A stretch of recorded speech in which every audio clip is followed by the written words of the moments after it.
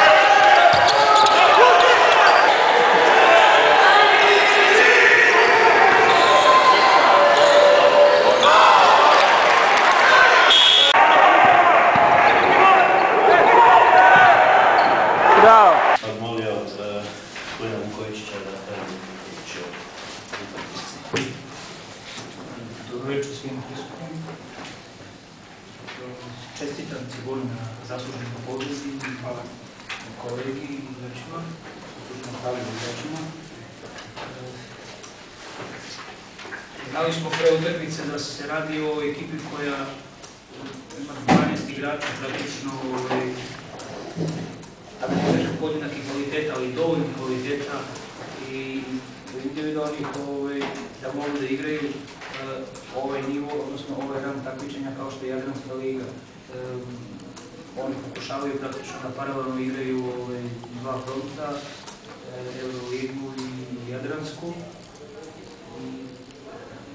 Nije bilo i nema slabog igrača u ekipi Cibone. Mi smo iskoristili na početku utakmice možda jedan mali umor kod domaćih tima posle utakmice u Tel-Avivu i tu rotaciju, da kažemo, petorci koja je napravljena u domaćima. Praktično smo tih prvih 5 minuta odigrali najbolje na meču, poveli dosta rano i dosta ubedljivo sa 9 poena. Međutim, posle toga činjenica da smo se malo opustili, da smo se zadovoljili na početnim startom i rezultatom, što kvalitetnije izmene, odnosno iskusnije izmene igrača Cibone su znali da kazni polako do kraja četvrtine se praktično vrate u igru, a onda nastavili u istom tempu i u drugom periodu. Mislim da je sam kraj, posljednjih 2 minuta tog prvog polovremena, odnosno druge četvrtine, da su, kako može se kaže, dali obzir i tog zadnjeg tog meča.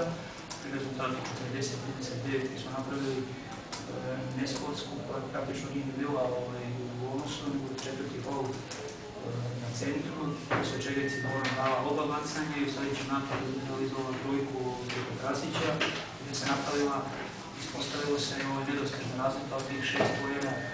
Slaba reakcija naše startne petorke, gdje smo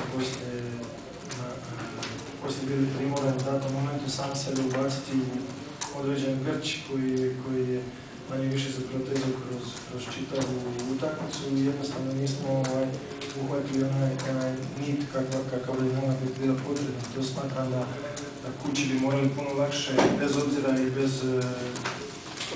obzira što imam protiv FNP-a koji je izuzetno cijenim, ali smatram da bi određene stvari trebali lakše odigravati. Ne bih rekao da je to bilo naše otvaranje utakmice bilo slabo otvaranje, podcjenjivanje. Mislim da je naša utakmica bilo uvjetovano možda određenim jačim treninzima zbog nedostatka termina, prisiljeni smo nekad trenirati pred samu utakmicu žešće, a s druge strane jednostavno nekad se dogodi reakcija ovih naših mlađih igrača koji nisu adekvatno reagirali, onda se suzi manevar tih igrača. Vidite da sam danas tražio neke druge rotacije, neobičajne. Sve u svemu smatram da nam je pobjeda bila bitna jer se pripremamo za ovu utakmicu u srijedu koja je za mene dosta važna i koja možda je, kažem, pretpostavljam, možda je igračima ta srijeda bila u glavi, kažem, bez podcjenjivanja prema FNP. Hvala, izvolite, pitajte se.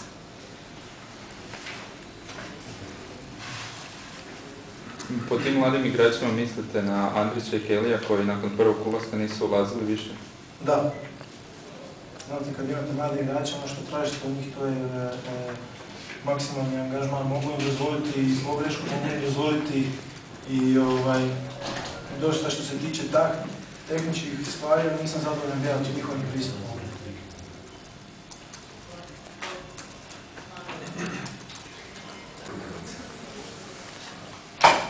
Pa ja mislim da nema utjecaja što se rada stručnog štaba na samih igrača tiče. Mi imamo strogu podjelu zadataka i poslova unutar kluba i naše da radimo na terenu, odnosno u dvorani. Priče van tog dela nisu nešto što bi trebalo da nam uzima važni, što će nam odloči važno. Tako da upoznati smo, znamo, ali kažem, mislim da to nema nikakve veze sa našim radom ili sa našim idejom. Smo zatvoreni po to pitanju. Recite, imamo primjer Samardžijskog koji izgleda dosta bolje nego prošle sezone, a s druge strane Labovića koji u najbolju ruku rečeno stagnira.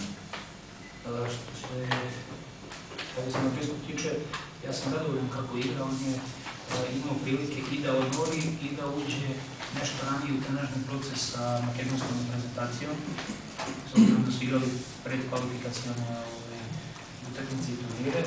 I s tom nekom fizičkom delu, sa te fizičke strane, on je došao potpuno spreman na pripreme. Nešto se kasnije uključio, ali s obzirom da je već u sistemu, dosta se brzo i dosta ovako uklopio i dosta dobro igra i u Jadranskoj i u Evropu. Što se Labovića tiče, on je imao praktično 2 dana pauze jer je 2+5, da kažem. Posle polufinala play-offa počeo je pripreme sa mladom reprezentacijom, posle završenog prvenstva Evrope do 20 godina, samo 5 dana. Recite šta je s njim, on nije još na nivou seniorskog koša. Da. On bi bio od koristi, mogli bi da ga imamo u rotaciji, naravno ne na nivou kakav je imao u juniorskim timom selekcijama, jer postoji prelaz i nekad duže, nekad kraći, zavisno od igrača, ali jednostavno u ovom trenutku nije, postoje pravila i propisi, napunio 18 godina nije postignut dogovor, tako da nije u ekipi, a kažem, detalje oko tog dela mogu samo ovako grubo da vam ove rečenice kažem. Sa ovog stručno trenerskog dela, kažem, sigurno ne bi mogao da igra na istom nivou u ovom trenutku, ali bi bio koristiti